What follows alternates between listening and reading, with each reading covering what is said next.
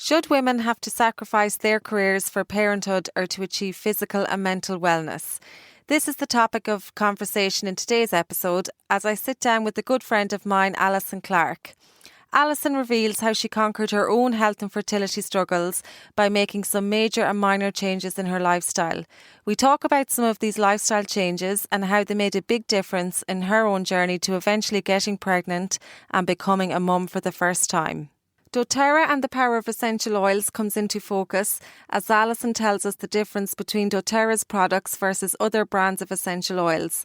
We talk about the importance of education when it comes to using oils and why Alison created a holistic programme called the Life Switch Co. with the aim of empowering women to make positive changes in their own lifestyles.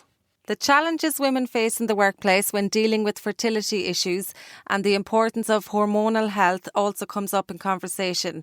This leads us on to the transformative workshops, support and guidance provided by her new venture, Fembition, and how this programme is designed to optimise fertility and manage stress in relation to work. We finish on the power of community and support and the profound connection between emotional and physical well-being. So grab a cuppa, sit down with myself and Alison and let's have a chat.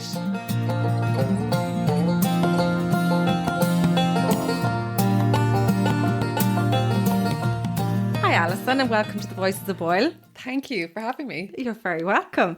So let's take things, I suppose, not back to the very beginning as we always do, but just tell us a little bit about yourself, Alison, for those that don't know who you are, where you were born and where you grew up maybe. Yeah, sure. So I currently live in Boyle. I grew up in Bray, but my granddad was born here in Boyle, and as a child, I used to come here on my summer holidays. And then when I was a teenager, I moved to Boyle. So we took, as a family, we took the big leap and moved to Boyle. And then went to school here. And after the Leaving Cert, went on to college, stayed in Dublin for a number of years. And then about 6 years ago, my husband and I decided to move, take the leap and move back to Boyle. Back to the country. Back to the country. So you've kind of, I suppose, gone from Boyle to Dublin, back and forth for a little while, and now you're back in Boyle. Yeah. To stay. So I suppose we'll go back then to your days in Dublin a little bit. So after college, you started working in the bank. Mm-hmm. And that was where your journey in entrepreneurship started. Yeah. So you're working in the bank. Mm-hmm. You were climbing the corporate ladder. Yeah. From the outside, everything was going amazing. Everything was going to plan. You had the job you always wanted. You were working with a portfolio of exciting clients and the future was looking bright with success highs and all that comes along with it. But on the inside, Alison, things were a little bit different. Yeah. So can you talk to us a little bit about that, your time in Dublin and what led you to essentially leaving your job? Yeah, okay. So really, I left college, and I know you said my dream job. So when I left college, I didn't really know. Like a lot of, at the end of the day, 18-year-old, like trying to figure out where you want to go or what you want to do in life is pretty challenging. But I went to college during the boom years, and like many people, built up a bit of credit card debt. And I was like, I just want to get into a career that I can make the most amount of money, basically. And at the time, that was financial services. So I got into the wealth management space and investment banking.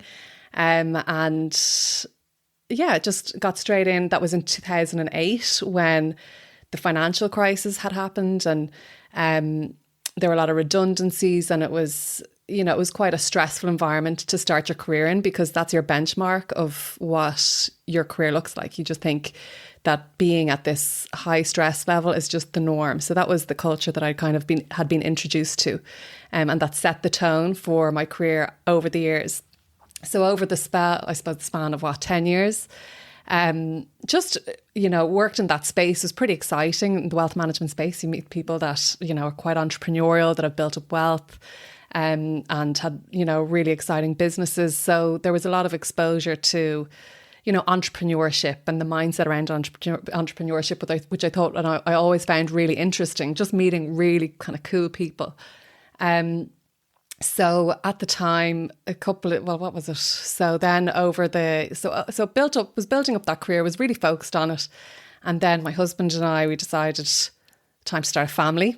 And we were finding it really hard to get pregnant. And I was diagnosed with PCOS, so polycystic ovary syndrome, which just basically, in a nutshell, is a hormonal imbalance. And in a lot of cases, for a lot of women, it's lifestyle induced. And so I started going through a fertility treatment, which wasn't working. And over the span of a couple of years of failed treatment, I started to kind of look inward and go, okay, well, do you know what? I knew deep down that inherently my lifestyle wasn't conducive to being A, healthy, and B, having optimal fertility or hormonal well-being. So like a lot of women do, they go through it on their own. They don't tell anyone. But when it feels that you're too, that there's a disconnect, I walked out of my job. I just was like, this is just unsustainable. So I walked, as do a huge amount of women. Every day women walk out of their job because of health issues, hormonal problems, fertility issues.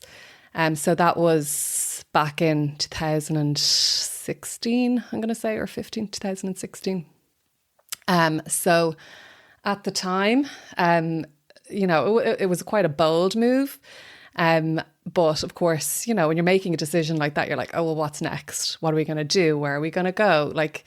And we had always, my husband and I always decided, we always knew that we were going to come home eventually. Like, Dublin was great. We had great fun. Sure, you're working, going out at the weekends and lunches and, it was just, meeting new people and But ultimately we knew that we wanted to come home because we were coming home anyway, a lot of weekends. So, the whole idea of, the grass is always greener on the other side, and literally just being in nature and being able to get out of the traffic and the, just the commuting and all that kind of thing, and just being somewhere that's a bit more peaceful and that we're closer to our families as well. So that was all on your mind, Alison, when you were leaving. You just wanted to improve your lifestyle, get healthier, and get rid of the stress, say, that you were dealing with at work. Obviously, it was a very high-paced environment. You obviously had to work directly with clients, and you were managing, obviously, their finances, which came with a whole lot of other pressure as well. So the idea was to leave all that behind and kind of just improve your own lifestyle. And you felt at that time you couldn't do the two. You couldn't continue at work, focus on your health, and maybe in turn get pregnant. Yeah. So at the time, I because the fertility treatment on and off for a couple of years wasn't working, I was like, okay, let's start looking into this and really understanding. I'm very much so of the mindset of understand it, figure it out as well. Do your research instead of just accepting that you've been dealt a bad hand. So I started looking into, okay, well, how can I do what I can myself to naturally optimize my chances, so I could give myself the best chance instead of just blindly walking into it. So I started researching, and the more I researched, the more I started to learn about, the impact that stress has on your fertility, the fight or flight response. So, when your brain thinks that you're in danger, if you're just stressed, even if it's just traffic or deadlines, you have the same response built in inherently, primarily into you as you would if you were, a tribes person, running from a tiger, So your brain doesn't know the difference. It's just sending you stress hormones that will completely just knock your hormonal well-being out of balance. So I started to learn about that, started to understand about gut health, nutrition, lifestyle, all the different toxins that we're exposed to, just even, day to day, irrespective of, even if you're living a relatively clean lifestyle. So I'd started really kind of uncovering that, and I was like, oh, well, look, moving to the country is going to give me more capacity to be able to really integrate and make these lifestyle changes. But at the time I was like, I perceived that any other kind of corporate move, if you know what I mean, if I was to stay, move jobs or whatever, they all would have kind of, it's kind of like going from, the same to the same. Exactly. So it wouldn't have given you what you needed at that time. Yeah. So I needed to do a lot of figuring out. So at the time I was using, I discovered some products that were really helping me manage sleep and stress and, helping getting my cycle into balance. in the direct sales space. And I was just aware that there was a business side to it.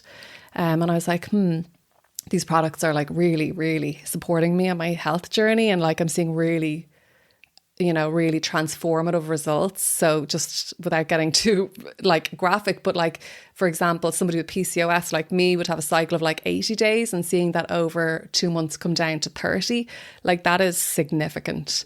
And experiencing that and knowing that that was the result of using products, I was like, gosh, there's so many other women that I know with the same problems. PCOS is really common. It's 1 in 5. It's actually PCOS Awareness Month this month.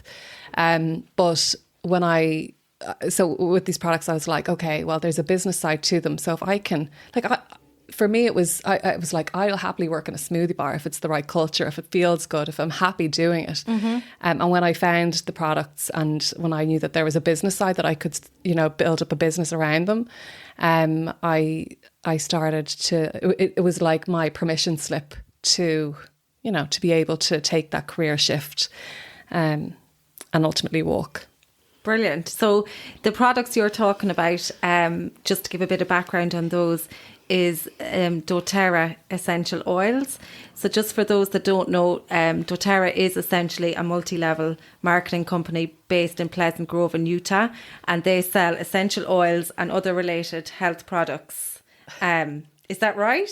Yeah. You've done your research. I've done my research.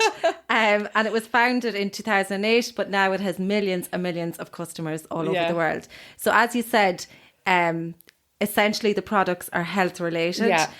But there's also the business side to it, where people can go in, people like you that believe in the products, have used in the products, and they can create a business out of it. Yeah. So that's essentially what you did, Alison. And after leaving the bank, I suppose, you had been using the products for a while. You were seeing the amazing results. Yeah. And you were like, shit, I can maybe share this with people and give you a little bit of stability or hope for creating a business. Because, I mean, moving from Dublin down to Boyle, it doesn't exactly bring a lot of employment opportunities. You were leaving a lot behind. So you were seeing this as, you were already using the products, you were seeing the results, but you were also seeing, okay, maybe I can share these products, these oils with people and maybe create a business out of it. So tell us about that side of that part of your journey. You talked just before we pressed record there on how you tested the products locally and how that went. Yeah, so even just going back to 2016 to paint the picture, like 2016 was a wildly different world. Like technology was so different, social media was another, like it wasn't the beast that it is now. It was just, even when you were saying about like the employment opportunities here were very different. Like there was no such thing as work from home. There are things that we've kind of just assumed now, we kind of take for granted now. But there was nothing. It was so different. And even when we think about the financial services industry, like it's very much so manufacturing. Even if we think more kind of local but widespread, kind of towards Sligo and Castlebar and all these different, types of businesses that have more scale. It's, it wasn't the industry that I was in. But yeah, so DoTerra was the company. So I was using their products and was having incredible results. But to be honest, when I started using them, I was kind of a bit dismissive because I was like, this is quite hippy dippy. Like, even if we think about the wellness movement that's happened since 2016, like there's been huge shifts. People are into breath work now and going, into the lake and doing, like ice sea swimming and all these different things. Like if you said that, 6 years ago, people would laugh, like it was a completely different world. Yeah. So at the time I was like, God, this is a real hippy dippy kind of, because aromatherapy, that's how I associated it. I thought of my granny burning an essential oil to, just create a, smell in her house. A nice smell, yeah. So I never really understood the science or anything behind it, but they were working. And then I started learning and researching, and then I went on and I did some courses and I was like, okay, well, are other people interested? But the reality is that if you look at anybody, everyone has different types of health concerns. And I know that's quite a general term, but even if we think about like the quality of sleep that people are experiencing, pain, inflammation, stress, You know, even now we're recording, it's the 7th of September, like kids are back to school, there's coughs, there's like every day there's different experiences that people are having.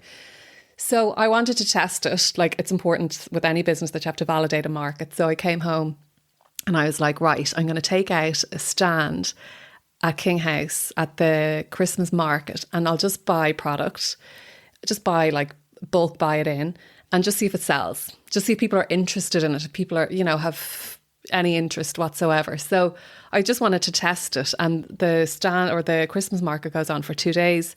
And within 2 hours of the first day, I sold out all the products.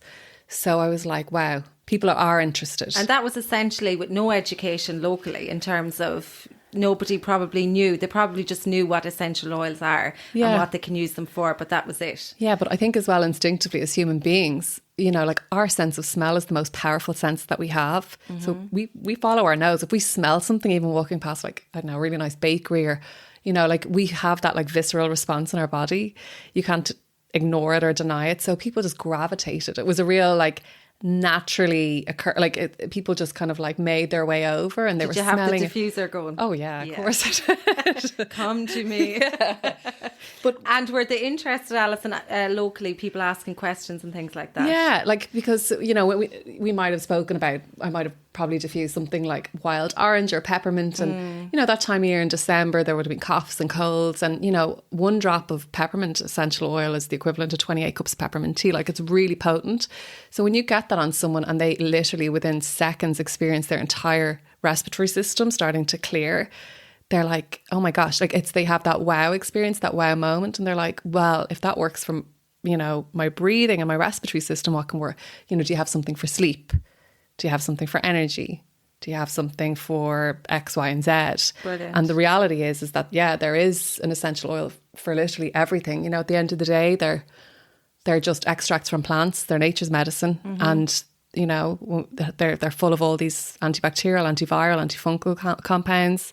They help cleanse toxins and oxygenate cells. They work on a cellular level on your body, but they also work really deeply emotionally. So if we think about, I'm probably going too much into the science here, but it's important. Like, emotional wellness is just as important as your physical wellness, because even more so today than back then, even, you know, because people are a lot more stressed now in general with the way the world is going. So it's super important. Like 100%. And like, you know, when we don't look after emotional well-being, it will manifest in physical ways in the body. So I know that's, you know, it's very easy to like separate, you know, and think, okay, well, my this system in my body is completely different to our emotions. And we tend to think, oh, well, my emotions are just, you know, they're happening in my brain. But actually, your emotions are happening and being processed everywhere in your body, in every cell. So like our serotonin, our happy hormone, like the serotonin that we experience, like that's found in our gut. So when we think about our happy hormone, like that's being processed, and that happy hormone comes from our gut. And then we need the serotonin to convert into melatonin to, you know, that's our sleep hormone, to sleep. So there's so many different, you know, there's, you know, they can't be separated. But when we smell, our sense of smell, when we breathe something in, it impacts our limbic system. And, you know, our olfactory nerve is at the, you know, when we think about the bridge of our nose, which is linked to our limbic system, which is basically the emotional seat in our brain. So as soon as you smell something, like, I'm just trying to think of an example, but like, you know, you might smell like an aftershave or a perfume, and it'll remind you within milliseconds. Oh, it triggers so much. Your memory. Like, there's no other sense that you have that can access your brain, your memory, that capacity, you know, in such a fast way. So, so aromatherapy can do a lot for people. So the beauty of the business that I'm in, and the DoTerra business that I've built up over the last number of years, is that, you know, because the oils impact people in such a deep and profound way, is that we've built up a beautiful community. Do you know what I mean? So like, we run programs and courses and workshops. So you're always building and you're working on the next thing. So from, in my experience, I went for my hormones to balance, you know, my hormones. And then, you know, you build on, okay, well, what can I do for this now and this? And at the moment I'm, 29 weeks pregnant. And like, so I'm using them through pregnancy. I'll use them through birth. I'll use them on my newborn. I'll use them, you know, through every phase of my life. So there's just, they just provide so much support in so many different ways. Brilliant. So from that market in King House, that was basically testing the market locally, because I suppose you were moving down to Boyle. This was going to be where you were going to start your little business. Yeah. So what came next then? You had the products. Yeah. And you knew they were working. Yeah. You tested the market. You could see, okay, if I can sell out what I have in 2 days, that's obviously there's some interest locally. Yeah. Then you said, okay, to go with these products, I need a program. I need to help people understand, really. It's not just a simple thing of taking a drop of peppermint. It's not a simple thing of just putting a few drops of lemon or lavender into the diffuser. You have to understand everything that goes with it, the benefits, and then changing your lifestyle as such. Yeah. So talk to us a little bit about the program that you created and the community. Yeah. So, well, first of all, after that market, so that was in the December, and then I was like, okay, people want to learn. Like, people were leaving their name and their number. If you're running a workshop, I'll come. And I think you were at my very first workshop in the Family Life Centre, or the Family Resource Centre, I should say. So what happened next? So at the time, social media wasn't a thing. Which is hard to believe now. Yeah. In 2023, that it was a short time ago in terms of, it's not that many years ago, but social media just wasn't what it is now. Like, you wouldn't even be thinking of, okay, social media can be my platform. This is how it's crazy. It was literally like, what you see is what you get. Like, the people around you are your customer base. Yeah. It was based on your locality and your neighbourhood and your community and, you know, friends and family. And so I think, I can't remember at the time, I think what happened, I might have promoted it, you know, might have gone into the Herald or something, but I ran a workshop in the Family Life Centre. And over, I suppose, maybe a year, I ran very local events. And they were just general, you know, they were just like an introduction to essential oils, you know, which is very vague and general. Like, I had somebody show up to, oh, do you want to go to an oils class? And she thought she was coming to like an oil painting class. Do you know what it was? So it was so general. It was so vague. You know, so that was a lesson in itself, you know, like, even with messaging within business, you know, in your marketing, you know, what you're not selling what you're talking to the problem that person is having. So, but because essential oils are so varied, there's such a wide range of problems out there, it was very hard to pick one thing to speak to. And at the time I was going through the fertility challenges. I was very secretive about them, because there's a lot of shame and a lot of stigma, and you know, it's you don't want people's pity. Do you know what I mean? You don't want a pity party. Back then, it was very different to how it is today. I think fertility is something that people are speaking up more about. But back then, it was different. You know, and it's one of those things that, you know, you know, don't weigh, you know, don't, what's the phrase about, I don't know, just keep your dirty secrets to yourself. Like, there's shame in it, you know, which is ridiculous. And, you know, very much so, that was my perception. But it was completely false. Because what I learned was, when I was like, oh, you know what, I really don't want to just be doing general classes, because I knew the impact of lifestyle on hormonal well-being. I knew the impact that toxins have on your endocrine system, which influences your hormones. I knew the impact, like, you know, on your emotions, how they impact. So, and I knew that there were so many people, you know, just sidebar conversations that I was having that were experiencing different types of hormonal problems, whether that was teenage hormone problems, whether that was menopause, whether that was fertility, because all problems would come out of the class. Somebody would come up privately, maybe at the end. So I decided, okay, do you know what? I'm going to just like do a blog. And because blogging was what we did back then, not social. We wrote a blog. So I started talking. So I just came out with, you know, like, I was like, look, this is something that I have, and then just, you know, it was being recommended and referred, so people would know somebody, because, you know, there'd be a friend who might have a friend or a sister who'd say, oh, my sister has PCOS. So there was a lot of referrals. And it's a minefield of information when you think about changing your lifestyle. That can feel really overwhelming. And when you're trying to make change, it's really important to have a community. Like, it's funny, some people used to describe the community that we'd built kind of like a Weight Watchers for lifestyle, because the beautiful thing about Weight Watchers or Slimming World or any of those is that they're community based, and you have education and there's accountability and there's somebody there. So we used to have we used to do like coffee and oils mornings once a month, and we'd have, you know, weekly master classes, and we'd hone in on a different theme. So I started to build it up really around women's health and women's wellness. And I did a, you know, women's health coaching, got a diploma over in London. And I brought it all together, and I started to develop programs. And I've started to find that the number one, because stress comes up, like stress it's so much. So if we think of, you know, the example I gave earlier on about fight or flight, so our stress hormones, when we're in fight or flight, so just to explain, I don't know if I imagine, well, not everybody knows what it was, because I didn't know what it was. No, and even if they've heard of it, they probably don't know the science behind it in terms of, so talk to us a little bit about that. So like if you think about us as human beings, like as advanced as we are now, there's a part of our brain that isn't that advanced, and that's called the amygdala. So it's the part of our brain that's kind of, some people call it the reptile brain. So it's the part of our brain that's the exact same that was there when we were cavemen and cavewomen. And that our brain's number one purpose is to keep us safe and keep us alive, like irrespective of anything. So that's its number one job. So its job is to continuously scan for threats and danger. So even when we think about mindset, we have to really try to, you know, it's easy to kind of fall into a negative mindset and to moan and complain, and because our brain is designed to look for the negative. So when we think about the fight or flight response when we were cave women, it was designed to keep us safe, to keep us alive, to keep us out of danger. Amazing, because that's what science says, that we're around 150,000 years.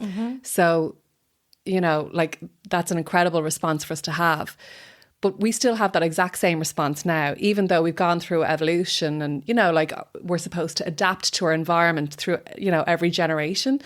But that part of our brain is identical. So what happens now is our brain is looking for danger, but it's not the real danger that we used to face. You know, it's perceived danger. So what's perceived danger? Well, perceived danger today is, well, if we think about like our financial needs and our financial resources, because that's when we think about even Maslow's hierarchy of needs, like what do we need to survive? Well, we need food, we need shelter, we need heat, and we need money to, you know, so that's, we can go into that fight or flight response. And fight or flight basically means that when we were cave people, we needed to fight, so to defend ourselves, or we needed to run, so flight. So it would mean that our brain would send our blood flow, so our circulation, to our arms and our legs to make us run really fast to get us out of danger. But it would redirect the blood from like our gut, our womb, our ovaries, because it needs to move fast. So I don't know if you've ever felt like stressed and your stomach starts to rumble.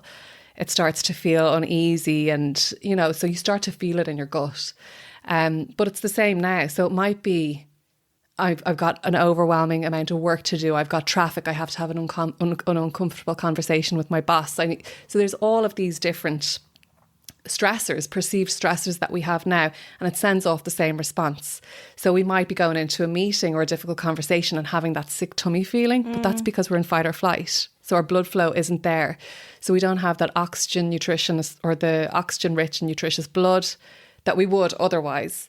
So that's one thing. And also our stress hormone cortisol, when that goes up, it depletes progesterone. So progesterone is, you know, just like, it's the hormone that we need to get pregnant. It's progestation. And, you know, so many women are low in progesterone. We need that hormone to feel calm, and we don't have it. We feel even more stressed. So there's just this kind of knock-on effect that it has. But so look, emotional well-being, and when we think about mental health, it all ties in hand. But, you know, it's not, that kind of thing isn't taught to you. And you know, kind of like, it's important to understand how your body and how your brain works and how it operates, so you can have that level of self-awareness.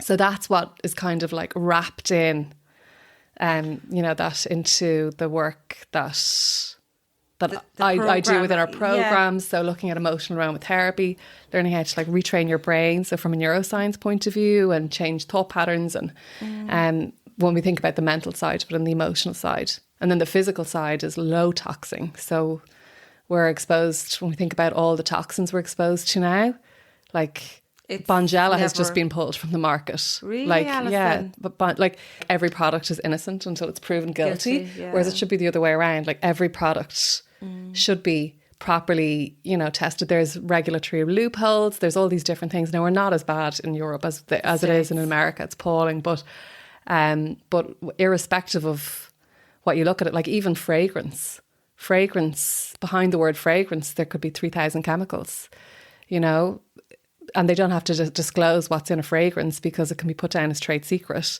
So typically what you'll find with fragrance is phthalates. What do we know about phthalates? Well, phthalates are endocrine disruptors. Endocrine disruptors, govern your entire, your hormones. So like all of these little changes, when we think about, fragrance that's included in, plugins and, I'm just trying to air fresheners and cleaning products. Yeah. Even, the fragrance balls that you see the things that you put into your dryer. Yes. Like that's not what makes clean clothes. That's just putting scent on your clothes. But if you start to actually peel back and look at the ingredients, you'll see, okay, well, these cause respiratory problems. And like there's so many different skin allergies. Oh, there's just there's so much. So what we're looking at, so the community is called the Life Switch Co. And what we do is we look at basically switching up your lifestyle. Brilliant. And everyone's, so I know I spoke a lot about hormones, but everyone is going to be the beneficiary of that, when you make those switches. And I guess, Alison, God, just even listening to you there, and I've been to a few of your classes as well, and I've got some of the oils, but it's overwhelming when you think, yes, they can be used for your health, mental health, physical health, but also at home for cleaning products, things like that. Yeah. Like, I guess it was overwhelming figuring that, God, everything needs to change. Yeah. And what was that, and I suppose you're there educating people on their own lifestyles and things like that in terms of things that they wanted to know. Did that feel a bit overwhelming? Oh, but any change for anyone is going to be overwhelming because you're taking somebody outside of their comfort zone. If you took somebody's complete lifestyle and you said, you can't have this anymore, like it's unsustainable. So you need to gradually integrate change. So when we're looking at integrating any change, we're looking at peeling back and doing it in layers. So it's like 80. So I'm all about like the 80-20 rule. Like, is my lifestyle perfect? No. Is it a hell of a lot better than it was? Absolutely. So when you're trying to integrate change, it has to be done sustainably, so little and often. So we'll focus in on a theme. So at the moment we're running a 12-week summer series. So every week there's a theme and there's a takeaway and what's the change that we're integrating. So it feels that it can be done and it can be long lasting, sustainable change instead of just trying to, like when you hear that about fragrance, like I remember just being like, oh my gosh, and I used to be a fragrance junkie. I used to, I'd have a fragrance for the Saturday night out with the girls, for an afternoon, like for the work perfume, like, you're nodding your head smiling. Everyone, everyone does. Everyone has it. So I literally, when I learned about like how phthalates and fragrance disrupt your endocrine system, I literally was like with a bag throwing it all out because it felt. But I'm like, oh, I can just use really nice blends, like essential oil blends now, because I still love the fragrances and I was like, I'll just use a diffuser. Like it felt easy. Do you know what I mean? So we look at ways that we can get the low hanging fruit, the quick wins. And with any new habit, it's all about it being simple, and long lasting. So we build up on that over time. And now I'm like, gosh, I don't know. Like the other side, like when I think back to what it was, it just is so foreign. Really? I'm just like, oh my gosh, how does, like, I can't imagine, like not having tools, simple things if I run out of something. To reach like, for. Yeah. So can people still join the programme, Alison? Yeah, so we have an open community. It's always open. So they can reach out. Might just send you over the links for the show notes. Yeah.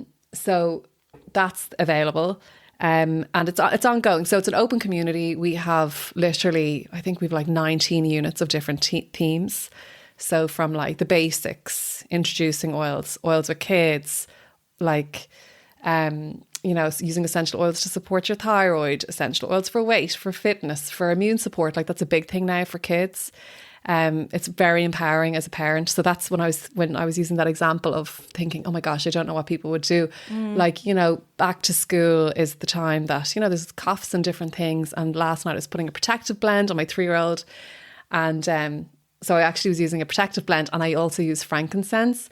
And I say to him that it's going to help him run really fast because he's obsessed with just running. And he comes looking for it.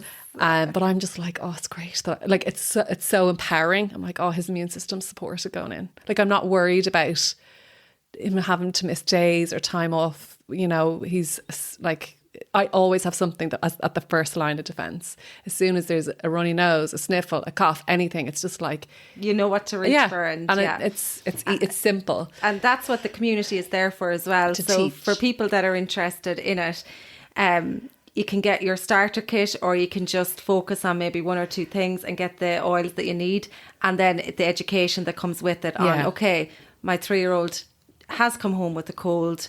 What do I do? What will help?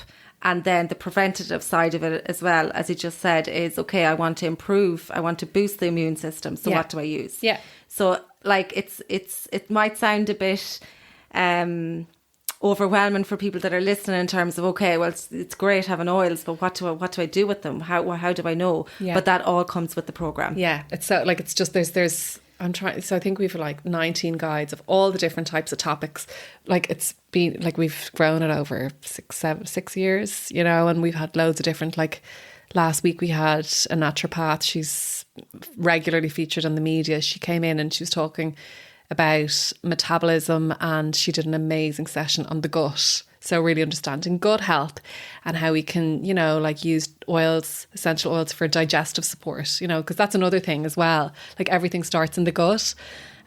So we have not just like, even though I'm leading it, there's, you know, I bring in different experts in different topics. So yeah, it's huge. It's so valuable. Today, Alison, I think a lot more people are going down quote unquote an alternative route when it comes to looking after their own health, and boosting their immune system. And a lot of people would be interested in the essential oils for that reason. But doTerra stands out in terms of the quality of their oils, because there is a lot of crap out there. So can you just give us a quick insight into what makes doTerra different and why their oils are so good? Well, I suppose even going back to like 2016, like I used to think that like anything that was really kind of alternative, or, you know, anything in the wellness field was kind of, you know, hippie, you know, like it wasn't the scene that I saw myself in. It wasn't the mainstream way of going about things. Yeah, exactly.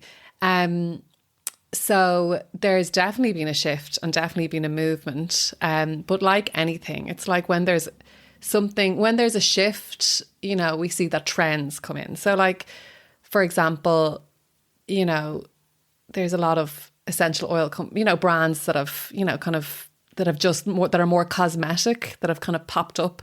But the thing is with aromatherapy and essential oils is that the industry is unregulated.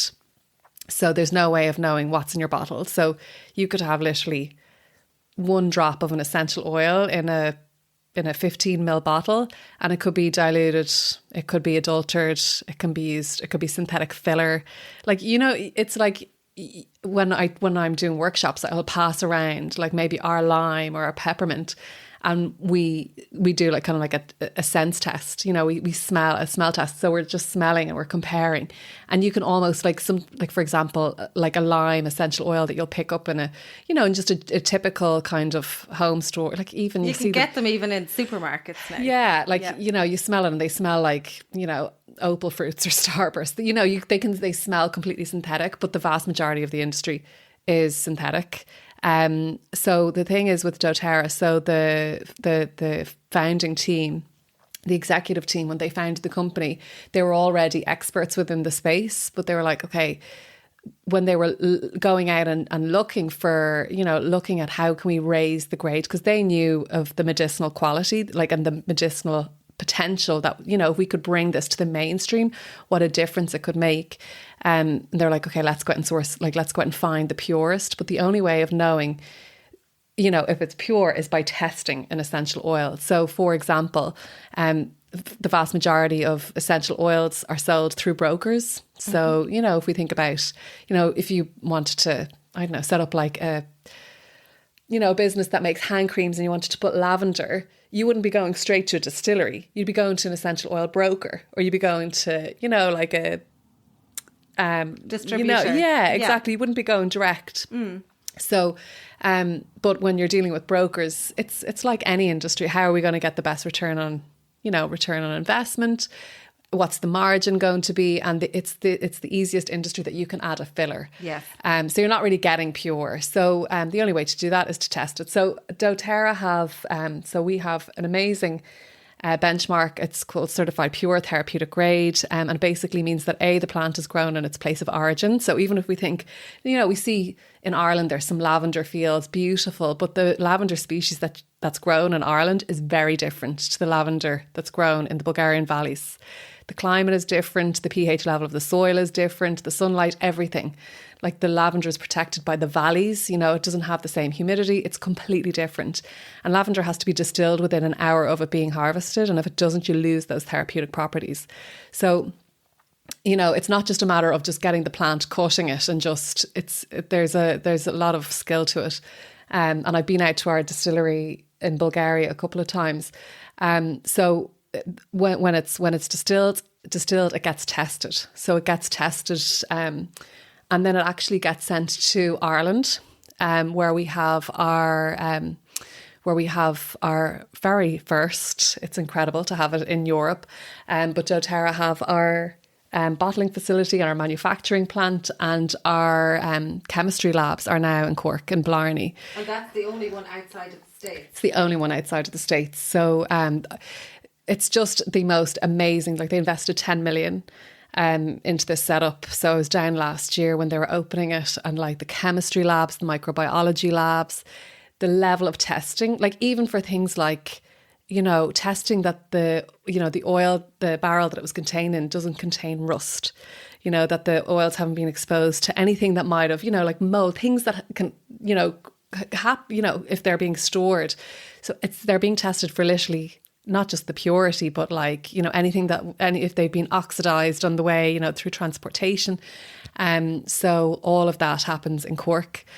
Products are blended and then they get distributed worldwide from Cork, which is amazing. Like even actually last week, the PGAs, so Rory McIlroy was papped using one of our blends for his back injury.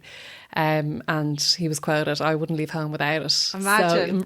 So it's amazing to see, you know, and he's just one person. Like there's loads of celebrities, like Keira Knightley, like there's loads of, we've like kind of like a lovely... it's a community really, and celebrities that are leading the way in terms of what they're using it for, because he was using it for back pain, wasn't he? He was using it for back pain, So the oil that was in the blend that he was using is called wintergreen. So wintergreen comes from Nepal. It's got a compound in it called methylsalicylate, which is basically what aspirin is made from. It's like its original pure form, and that gets blended. So it's called Deep Blue is the blend. I think you might know it. Yeah. And, you know, it's blended with like peppermint and helichrysum and, you know, different oils that are really supportive for like muscle and tissue repair. So it's really popular with anyone that's got like pains. I'm using it a lot in my third trimester of pregnancy. It's amazing to see just the investment going back into Ireland. You know, like we've created 100 jobs with chemists. So I think I'm pretty sure they chose Cork because Cork is a big, you know, there's a lot of the pharmaceutical companies in Cork. Mm-hmm. And brilliant. Yeah. So it's great for Ireland. So that's a great insight into the quality and what makes them different. Mm-hmm. Yeah. And essentially also, they're for everybody as well. Like, you know, for anyone that's listening, anybody can use them in terms of... because they're so varied when it comes to the use and what. And also they're food grade, so we can take them internally. Yes, yeah. You can't do that with other essential oils. Yeah. Because... So that'll tell you itself how potent and how different they are in terms of the quality. Yeah. So even the peppermint, I'd use that myself for to help with digestion after a big bowl of pasta. Yeah, like, well, one drop is the equivalent of 28 cups of peppermint tea. So if you've ever gone, like, I remember I used to go to weddings and you'd be getting a creme de menthe, you'd be the sambuca or a chewing gum or a yeah. sambuca, or you'd be just doing something just to help with the digestion because you'd have had such a big meal.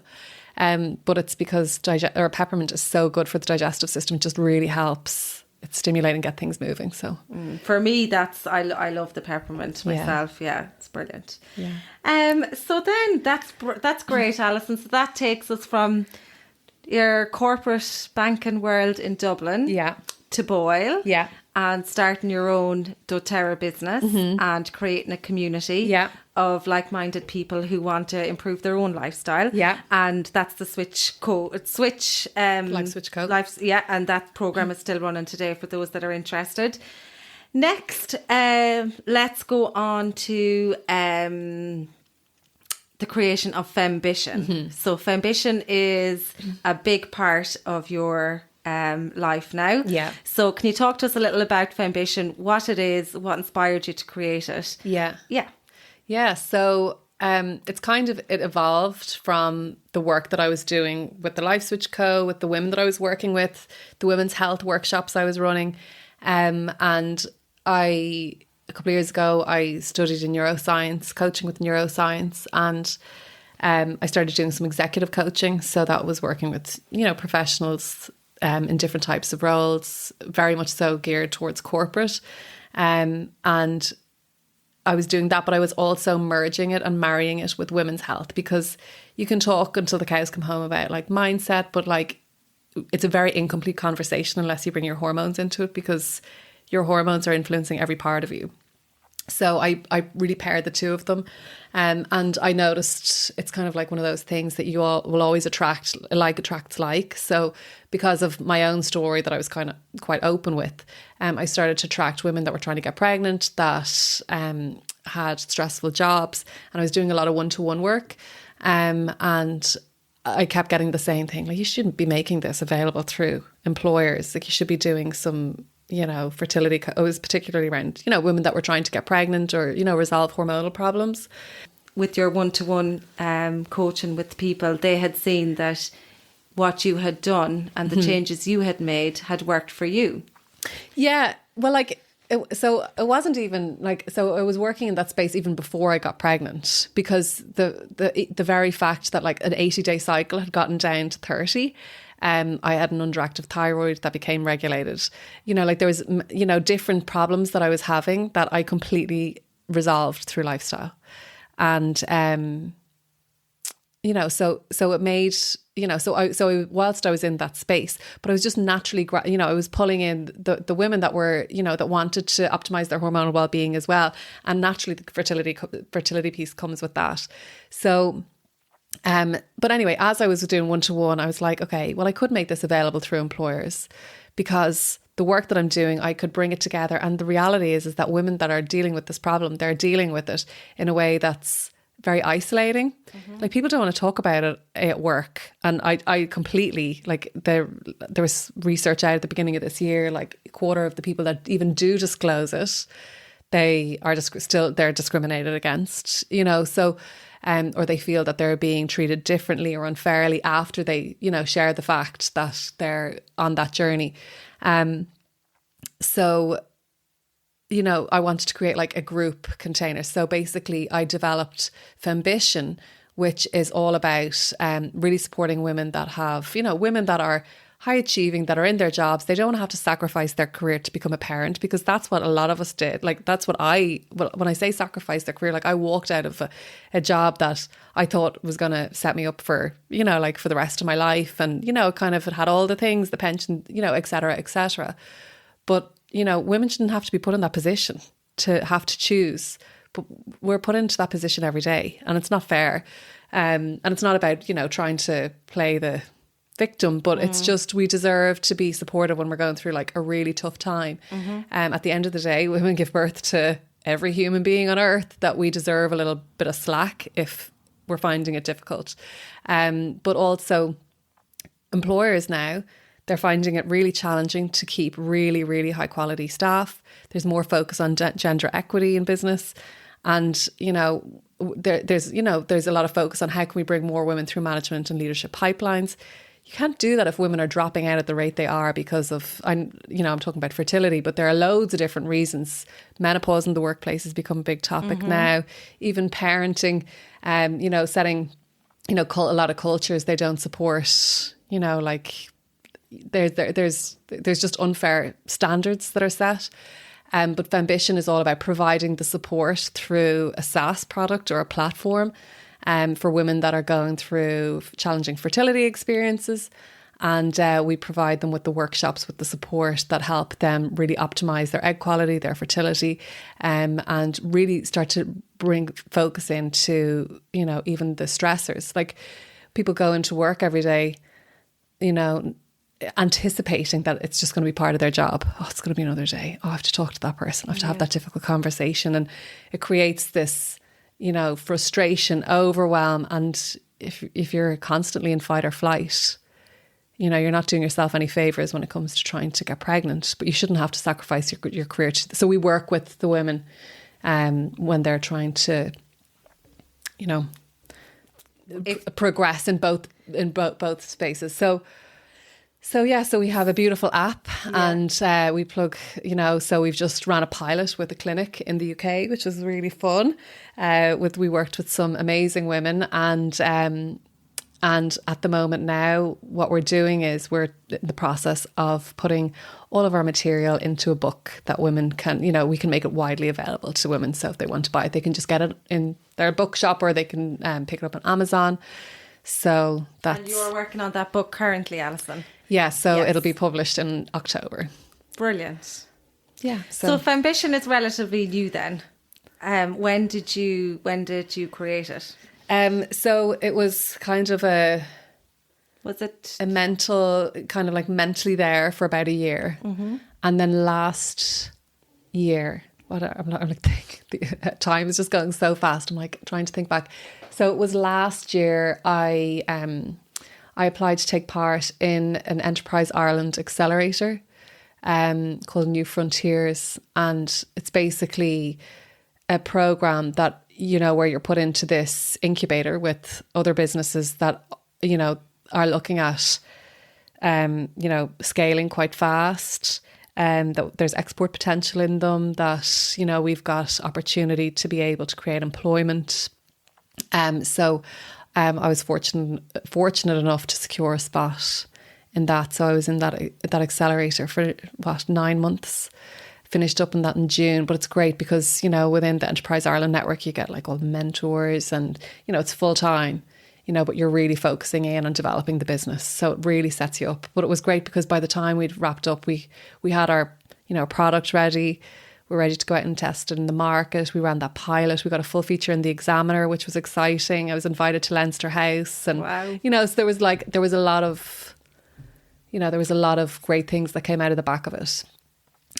So yeah, it's been a wild ride. Brilliant. Yeah. And you've been, as part of that, I suppose the networking that you've done as part of the programme and the contacts that you made, you've been nominated, or you've been given the title of the 2023 National Women's Enterprise Ambassador for Roscommon. And as part of that, there's going to be an event in Kilronan in October. Yeah. So that is called the National Women's Enterprise Day in Kilronan on October 19th. And it's just going to be inspiring stories from women in business from Roscommon, Leitrim, Mayo, Northwest. The Northwest. Yeah. So it might be a good day out for anyone that's listening that is in any woman in business that wants to kind of just sit down and chat with like-minded people that might be in the same situation as them. Yeah. It's and you'll be there yourself. I'll be there. Yeah. So there'll be different business owners, and I'll be on a panel. I don't know what the topics or the agenda, but I'd imagine there'll be a big focus on like women in entrepreneurship, women in business, balance, and yeah, it would be a great day for anyone who's As even considering locally to I know, have it. I'm delighted, it's only down the road. And in such a fab venue as well. But yeah, but anyone who is thinking about starting a business, already in business, and just want to get out and network, because you know what, we don't need to be isolated. We spent enough time Absolutely. isolated. Absolutely. Too long. So even if it's just to go out and have a bit of lunch and a cup of tea and chat. It's nice. It's I think it's 10:30 to like 3:00, and there's lunch, and it'd be lovely. Like any ladies' day out, there's always, it's always nice. But there'll be different panelists and different types of business owners, and it'd be great to just get, shared insight and make connections and network. Great. So that's a date to put in the calendar for anyone that's interested. I suppose that's it, Alison. I think we've covered everything that we had set out to do. So that takes us through, I suppose, the journey up to today. And I suppose just listening, because obviously we would have chatted loads. Yeah. But just listening to your journey, I suppose, from start to finish, it's some accomplishment to, it's hard to walk out of a job that you went to college to study for so many years. It's hard to just walk out of that and essentially leave it behind, to focus on yourself and your other non-related work goals in life. But it just shows what it can do. Once you made that decision, what followed was your business, eventually getting pregnant, which led to the creation of Fembition and where you are today. You're living at home, which you always wanted. If you had stayed at work in Dublin, in the bank, been essentially miserable inside, who knows what the outcome would have been. So I suppose just listening to that, I suppose people that might be in a similar situation might feel inspired or ready to kind of get the courage to make the decision that they know they have to make, but just they mightn't have the courage to do so. So is there any kind of, as cliche as it sounds, advice you'd give to somebody that, is dealing with something similar? Or yeah, it's funny, as you were saying that, I wasn't planning on saying this, but as you were saying, it reminds me of a phrase that I heard around the time that I was going, and I was really struggling. It was because it was a big decision. Massive. I remember this phrase, and it always stuck to me. But it's your greatest struggle is your greatest gift. Yes. So it's the breakthrough isn't the breakdown. So irrespective of what it is, you find the strength. But I suppose the real message and the mission we think about the Fembition business is that, women shouldn't have to sacrifice their career to be a parent, to get pregnant, to be in a place of wellness. But what I would say is seek out your people, seek out the people who can, support you. But, if you're inherently, overwhelmed or miserable, there's a lot of kind of internal soul searching that needs to happen, and being in a community of people that can lift you up, totally lift you up, and don't go through it alone, is what I would say, because there are so many incredible communities and so many brilliant networks that you can join. So everyone, I am a firm believer of that everyone has a path, it's not just, you're not the only person that's there, creating your opportunity, that there's a higher purpose and there's a higher source that's kind of guiding you as well. So listen to the intuition. Brilliant. Well, will we finish on that then? Yeah. Thank you so much, Alison. And for anyone that's listening that wants to learn more about the oils or the programme or Fembition, they're welcome to reach out to Alison and have a chat, maybe one-to-one, and gain some more of that knowledge that, you've been harvesting and learning this knowledge over years. So that's all there to be shared. Yeah. So that's it. Thank you. Thank you for having me. Thank you, Alison. And that's a wrap for today. Thank you so much for listening, and I hope you enjoyed the episode. If so, we'd really love if you could share the podcast on social media. You can find us on Facebook by searching for Voices of Boyle. We'd also love to hear your feedback and suggestions, so feel free to reach out to us via our website at www.voicesofboyle.com. And finally, we're always looking for new guests, so feel free to drop us a message if you'd like to jump on and have a chat with us. Thanks again and chat soon.